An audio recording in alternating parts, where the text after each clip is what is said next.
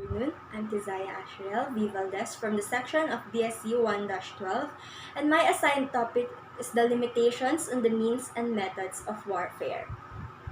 So, we can see in the picture here shows that even wars have limits, international humanitarian law.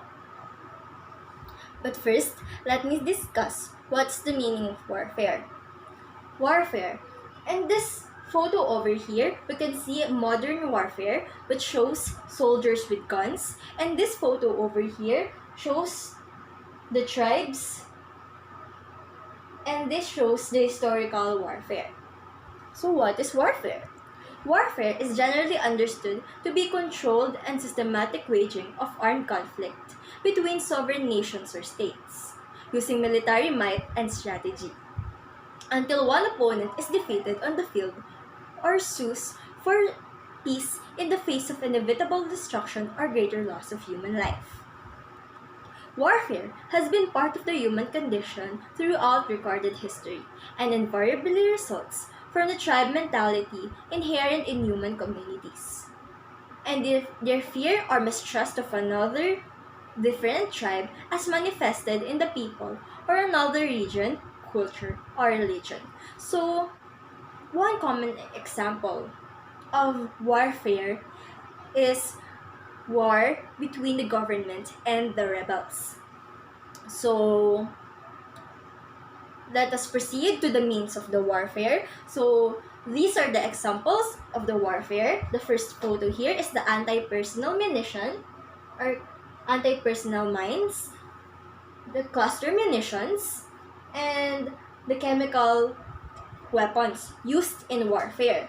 So when we say means of warfare are the weapons or the weapon system used in a specific weapons in armed conflict can be completely prohibited, and the weapons itself is considered unlawful. Examples are these photos: the anti-personnel mines, cluster munitions, chemical weapons. Alternatively, it is used may be restricted in certain situations. Example is the prohibition against the using of air-delivered incendiary weapons against a military objective situated in an area with a concentration of civilians. Let's proceed to the methods of warfare. In the picture here, we can see Joe Demler, a soldier in 1945. And the place where warfare have happened, and it is in Marawi. So the method of warfare. Method of warfare are the tactics or strategy used in hostilities against enemy in times of conflict. A number of methods of warfare are specifically prohibited under the treaty and customary IHL. So IHL is known as the International Humanitarian Law. So first, let me discuss what is the difference between the methods and the means of warfare. So when we say means, the means of the warfare is the weapons used in a warfare, while on the other hand, the methods are the tactics or the techniques, strategy used in a warfare. So now let's proceed to the international humanitarian law. In the picture here, it shows protecting people in times of armed conflict. International humanitarian law. International humanitarian law is a set of rules which seek for humanitarian reasons to limit the effects of armed conflict. It protects persons who are not or are no longer participating in the hostilities and restricts the means and methods of warfare. International humanitarian law is also known as the law of a war or the law of armed conflict. So it just means it limits the use of such weapons or strategy in wars. The right of parties to a conflict to choose means or methods of warfare is not unrestricted. IHL, the International Humanitarian Law, prohibits the use of the means and methods of warfare that are indiscriminate or the cause of superfluous injury or unnecessary suffering. Specific restrictions, prohibitions concerning means of warfare weapons, and prohibitions against methods of warfare have been derived in these principles. So, as we can see, the international humanitarian law restricts the means and weapons that can protect the civilians or to those who are no longer part of those hostilities.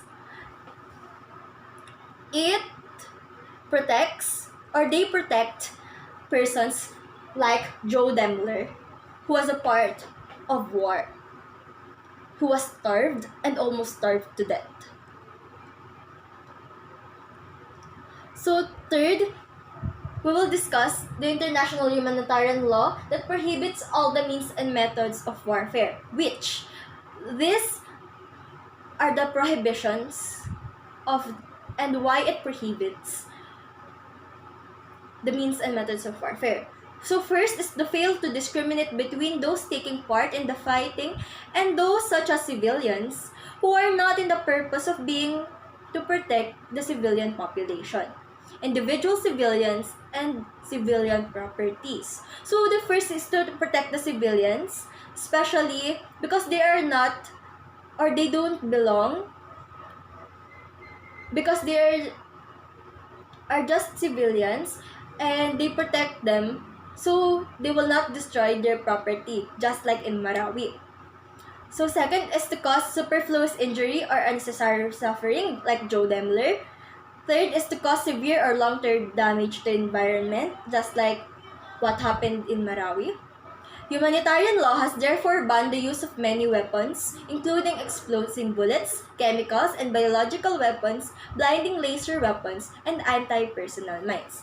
So the first is the anti-personnel mines. Under the Convention of the Prohibition of the Use of Stockpiling, Production, and Transfer of Anti-Personnel Mines, and on their destruction, states must not, under any circumstances, use, develop, produce, stockpile, or transfer anti-personnel mines or help anyone else to do so. They must also help to destroy all existing stockpiles and anti-personnel mines within a fixed time period, clear land, and this device have been laid. So the second is the cluster munitions. The Convention of Cluster Munitions prohibits the using of stockpiling and transfer of cluster munitions. What is cluster munitions? So cluster munition is a bombshell, rocket, or missile that releases a large number of small explosive submunitions. In addition to these prohibitions, states possessing cluster munitions are required to destroy stockpiles of these weapons and to clear land contained or contaminated with the remnants of the munitions and submunitions. It is the unexploded munitions or submunitions from the past conflict. These are also the specific obligations and providing assistance for the victims of cluster munitions. So the third is other convention weapons, and the convention prohibits the restrictions of the use of the certain conventions or weapons which are deemed to be excessively injurious or to have indiscriminate effects, and the CCW of 1980 contains prohibitions against the restrictions on the certain kinds of weapon. The Protocol Number 1. The Protocol Number 1 contains the prohibitions of the use of any weapon, primary effect of which injured fragments are not detectable in the human body by X-rays. The second protocol contains the prohibitions of restrictions, the use of mines, both anti-personnel and anti-vehicle, booby traps, and other similar devices. The protocol was amended and new regulations added in 1996. So the third protocol regulates the use of incendiary weapons or weapons that are primarily designed to set fire or to burn persons through the action of flame or heat, such as the napalm bombs and flamethrowers. Protocol number 4 prohibits the use and transfer of laser weapons, specifically designed to cause permanent blindness. Protocol number 5 requires the parties to a conflict to take measures to reduce the dangers posed by explosive remnants of war or simply the unexploded or abandoned ordnance. Initially, the CCW and its protocols applied only in the international armed conflicts, except the Protocol 2 as amended in 1996, but the amendment of the Article 1 and the Convention on December 21, 2001 extended the application of these treaties to non-international armed conflict. So the limitations in the means of warfare. The chemical and biological weapons. The international community banned the use of chemical and biological weapons after World War I.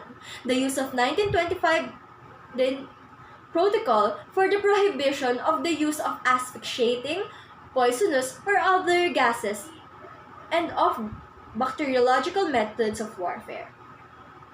This ban was reinforced in 1972 and 1993 by the prohibiting, in addition to their use, of the development of stockpiling and transfer of these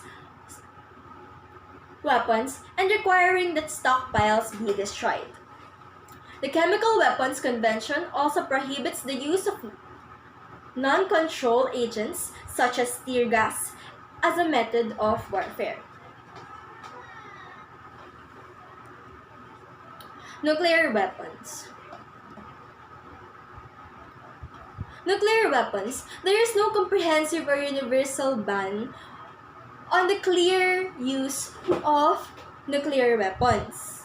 The Nuclear Non-Proliferation Treaty of 1968 primarily aims to prevent the spread of nuclear weapons and to advance the goal of nuclear disarmament. However, in 1996, the International Court of Justice, in advisory opinion, confirmed that the IHL, the International Humanitarian Law, applied to the nuclear weapons, particularly the IHL principle of distinction and prohibition against causing unnecessary suffering, in applying this and related rules to the nuclear weapons, to the court concluded that the treat or use of nuclear weapons would be generally be contrary to the rules of international law applicable in armed conflict. The court was, however, unable to decide whether, even in the extreme circumstance of a threat to the survival of the state, the use of nuclear weapon would be legitimate. The denial of quarter.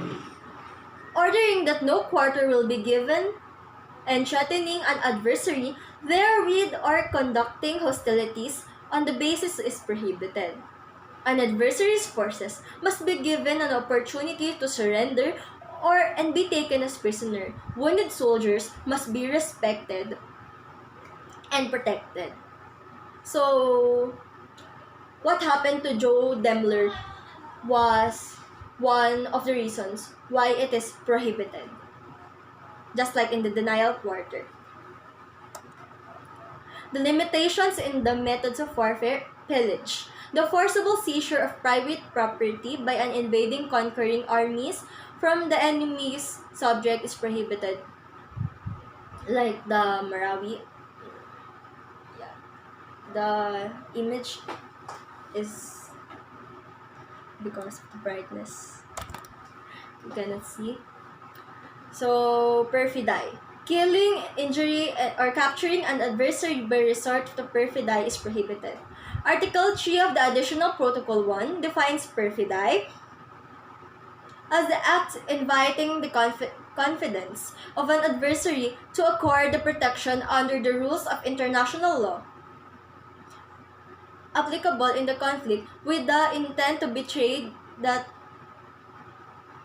confidence. That includes examples of feigning injury or sickness or in order to attack the enemy combatant. Russes of the war examples are the acts intended to confuse the enemy that do not violate the international law. In that respect, the prohibition against perfidy are the prohibited. They would include, for instance, the use of camouflage, the decoys, mock operations, and misinformation. So this just means to trick the enemies. It is prohibited by the international humanitarian law and the methods of warfare. So this picture over here, we cannot clearly see because of the brightness. I'm so sorry. But it is a wolf acting as a sheep to deceive the sheeps. So it is just an example of the trickery or a decoy or camouflage to trick the enemies. So let's proceed to the limitations in the means and methods of warfare adopted by the Philippines. So yeah, there are examples of the international humanitarian law in the Philippines. Although the Philippines, where several non-international armed conflicts are taking place, was not part of the 2016 survey, the reason to believe that the essence of the IHL, International Humanitarian Law, strongly resonates with the Filipino public, and the rules of war are seen as the relevant by the authorities, security forces, and non-state armed groups alike. Encouraged by the fact that the Philippines has ratified almost all relevant IHL treaties and conventions, it also one of the first Asian countries to adopt a domestic law providing punishments for the violations of the international humanitarian law, such as the Republic Act 9851 of 2009 and an act protecting the use of Red Cross and other emblems, Republic Act 10530 of 2013. The Philippines has integrating the teachings of the international humanitarian law in the armed forces, the judiciary, and police institutions, while the armed forces and some non-state armed groups have integrated the international humanitarian law into their code and conduct and hostilities and are engaged in the dialogue with us on the relevance and application of IHL. So that's only my topic. Thank you. But first, if you have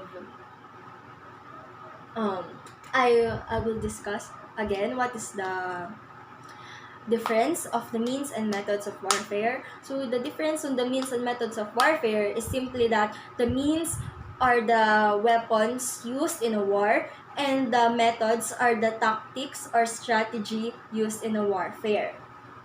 So the quiz is explain the importance and the role of international humanitarian law in limiting means and methods of warfare to prevent armed conflicts. Yun.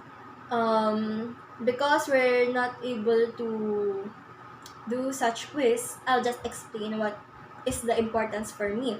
So the importance is that it limits the hostilities and protects the civilians or others who are not involved in such wars.